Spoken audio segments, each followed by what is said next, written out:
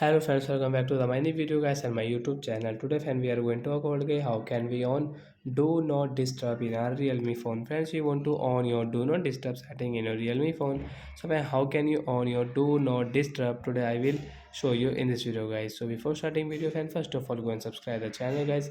Click the bell icon, like the video. So friends, now let's see how can we on do not disturb. Open your phone setting to on guys your do not disturb.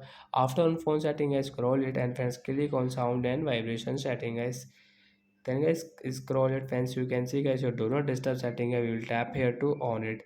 Friends, you can see your do not disturb notification setting guys. Your phone will not ring or vibrate except for alarm and timer. The status bar will show a moon icon when do not disturb is on. So like that guys, you can see the status bar will show moon icon.